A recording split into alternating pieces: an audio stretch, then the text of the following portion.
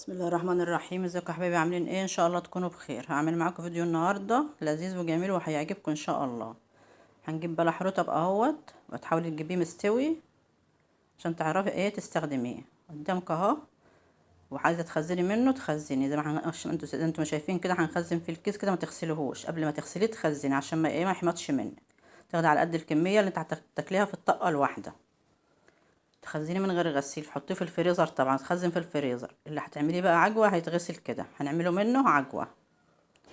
بدل ما انت بتشتريها بالغالي ب50 جنيه، اللي هي العجوه اللي في السوق، هنعمله عجوه من البلح الرطب دهوت. والبلح ده الكيلو ب20 جنيه، هتبقى اقتصاديه ورخيصه اهوت. وحاولي تجيبها مستويه طبعا زي ما قلت لك، البلح مستوي عشان تعرفي تقشريه كده وتطلعي النوايا منه، ما يعذبكيش وانت بتقشريه وتطلعي النوايا.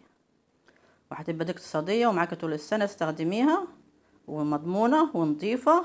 انت ضمنها وايه ونضيفه اهو قدامك اهو. بعد ما شلت النوايا والقشر، تحط عليها ايات نص مج سمنه. انا كنت جايبه 3 كيلو، شلت منهم زي كيلو كده ولا حاجه، او شلت نص كيلو، حوالي نص كيلو. معايا بقى دي كيلو ونص اهو.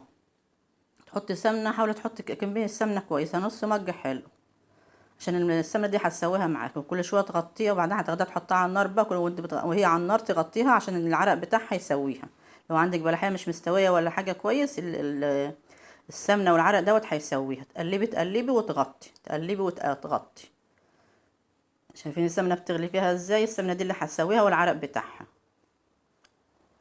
اهو. كل شويه تقلبي وتغطي زي ما انتوا شايفين اهي، استوت اهي.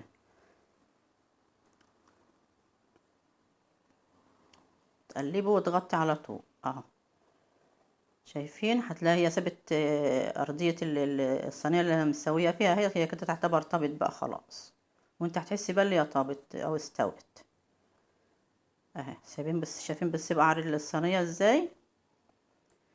ولو انا عندي سمسم بقى، حطي السمسم. وانتي عندك حطي، ما عندكيش ما تحطيش مش مشكله. ولو عندك شويه ميه موارد، حطي عليها شويه ميه موارد، هيبقى عندك تخلي طعمها حلو وريحتها حلوه. انا ما حطيتش ميه موارد عشان ما عنديش اهو. تقلبها شويه على النار بالسمسم كده عشان ياخدوا يدي مع بعضيه، وتفضل معاكي طول السنه تشتغلي منها. جيبي بقى الكميه اللي تكفيكي بقى، على قد ما انت عايزه تجيبي اهو.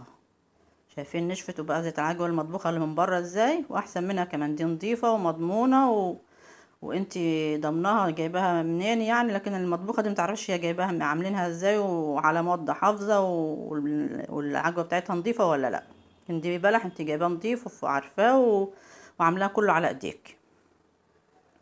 وطعمها جميل يا جماعه. وتحطوا سمنه بلدي، عشان السمنه الفلاحي البلدي اللي بتخلي طعمها وريحتها حلوه، وهي اللي بتسويها وتحفظها معاكي. وانتي بقى ما تخزنيها، تحطها في التلاجة.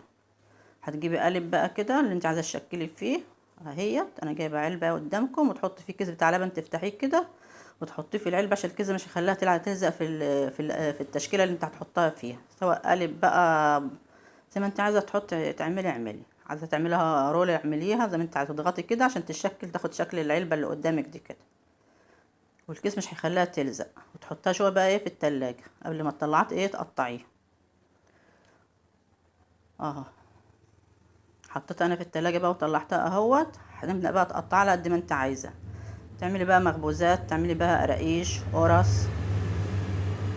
سندوتشات للولاد اهي. شايفين خدت شكل القالب ازاي اللي كانت فيه. ولو انت سمحتوا الفيديو بتاعي يا حبايبي لحد دلوقتي وعجبكم، اعملوا اشتراك في القناة واعجاب اللي هو لايك، واكتبوا لي تعليق حلو زيكم لو سمحتوا من فضلكم. ببدأ اقطعها هو زي ما انا عايزة بقى، على قد ما انت عايزة تقطعي اهو. او ممكن تقطعها كلها وتركنها قطع كده زي ما انت عايزة كده، وتاخدي تبدأ تشتغلي منها. تعملي منها كل حاجة بتتعمل بالعجوة اهي. سندوتشات للولاد في المدرسة بالبيض، قرص، قراقيش كده. والسلام عليكم ورحمة الله وبركاته.